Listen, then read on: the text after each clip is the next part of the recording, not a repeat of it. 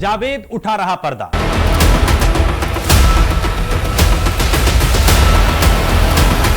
Gazetted officers उगलवा रहे हैं सच। कैद में इस तरह रहेगा जल्लाद। बदायूं हत्याकांड का दूसरा आरोपी अब पुलिस के शिकंजे में। आरोपी जावेद ने बरेली पुलिस के आगे सरेंडर किया और हत्या का सारा आरोप अपने मृतक भाई साजिद पर डाल दिया। लेकिन बदायूं पुलिस जावेद से सच उगलवा रही है और हैवान जावेद भी मुंह खोल रहा है।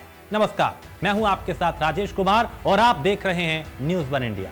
उत्तर प्रदेश के बदायूं में 2 नाबालिग बच्चों की गला रेतकर हत्या करने के बाद फरार जावेद पुलिस के हत्थे चढ़ चुका है। बरेली से बदायूं पुलिस जावेद को थाने लेकर आई और यहां पे उससे पूछताछ की जा रही है। मासूम बच्चों की निर्मम हत्या के मामले में आरोपी से ऑफिसर्स लगातार पूछताछ कर रहे हैं और इस हैवान से राज उगलवा रहे हैं कि आखिर इसने और इसके भाई ने दोनों मासूम बच्चों की बेरहमी से हत्या क्यों कर दी। जावेद को अब डर भी सता रहा होगा कि कहीं उसका भी बुलडोजर बाबा की पुलिस दी एंड ना कर दे, जैसे उसके भाई साजिद का हुआ।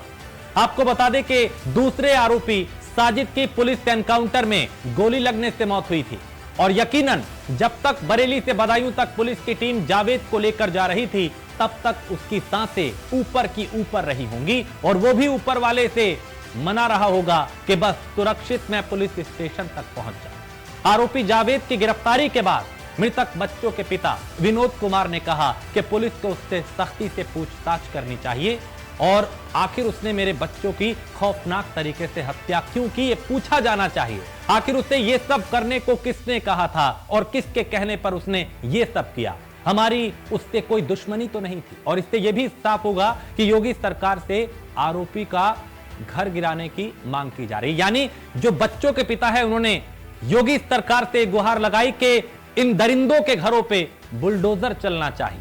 पीड़ित परिवार बार बार बुलडोजर की इंसाफ कर रहा है, यानी बुलडोजर की मांग कर रहा है। पीड़ित परिवार जो है वो कह रहा है कि बुलडोजर बाबा वहां बुलडोजर भेजिए, यहां पर भी बुलडोजर चलाइए, जैसा माफियाओं के खिलाफ चलाते हैं, जैसा अपराधियों के खिलाफ चलाते हैं और जैसा उन तमाम लोगों के खिलाफ चलाते हैं जो गलत करते हैं। इन्होंने निर्मम तरीके से 2 मासूमों को मार डाला, इनके घर पे भी बुलडोजर चलना चाहिए और कानून से आरोपी को फांसी देने की मांग भी कर रहे हैं। और थाने में जावेद को रखा गया है, उझानी थाना है जहां पे रखा गया है और ऑफिसर्स यानी जो अधिकारी हैं वो अपने तरीके से सच निकालने की कोशिश कर रहे हैं और अब इस जल्लाद को ऐसे रखा जाएगा कि इसे मौत आसान लगेगी लेकिन जिंदगी मुश्किल। जेल में परिंदा भी पर नहीं मार पाएगा। रोकर या हंसकर ये अपने जो सच है वो पुलिस कहीं ना कहीं इससे उगलवाएगी, उस सच को उगलवाएगी जो इसने अब तक छुपा रखा है। पुलिस सच निकलवा ही लेगी, चाहे फिर ये हंसे या फिर रोए या फिर ये गिड़गिड़ाए।